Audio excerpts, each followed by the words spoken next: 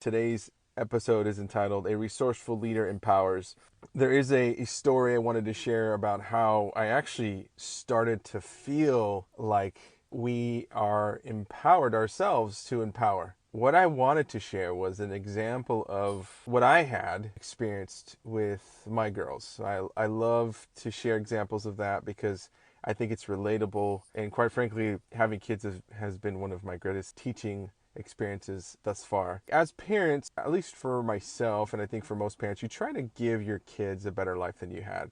Even if you had a great life, you're always trying to improve. You're always trying to upgrade, so to speak. And early on, I thought how I would do that best was by giving them things that I didn't have or access to a certain lifestyle. While all that is still true, what I'm focusing on is how resourceful am I to them in terms of, upgrading their mindset. They're creating an environment where they can fail, learn, and grow, and equipping them with the tools versus upgrading a lifestyle or giving them a brand new car when they're 16 or whatever it may be. That's an example that seems a materialistic example, but I think there's beauty in that. If I focus on, the environment, if I focus on equipping them, then I'm actually helping them out, right? Because then it's not so much what I give them that is tangible, but it's almost the intangibles then create the tangibles for them in their life. Thought of you in our conversation in terms of how you're being a leader within your community for your clients.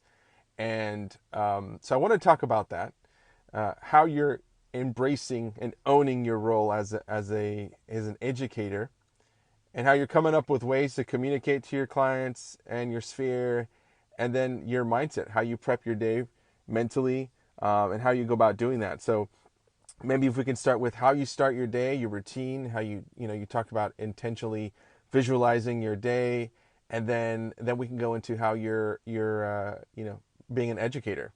I've heard this old saying, and I heard it from my friend Roberto Monaco. He said, basically, there's two wolves inside your head, right? You have this rather evil wolf, and then you have like this calm, confident, connected wolf, and they're constantly fighting. Whichever one you feed the most is the one that ends up winning, and it happens in our mind, pretty much every day, or whenever something negative creeps up in our lives. Whatever you give the most attention to, whatever you keep focusing on expands and grows, and you're basically feeding it with your thoughts and your attention. You have to have the joy, you have to have the passion to pursue this journey of how you continue to stay in a calm, confident state while growing and learning and not allowing negativity to creep up and thwart your efforts in any way.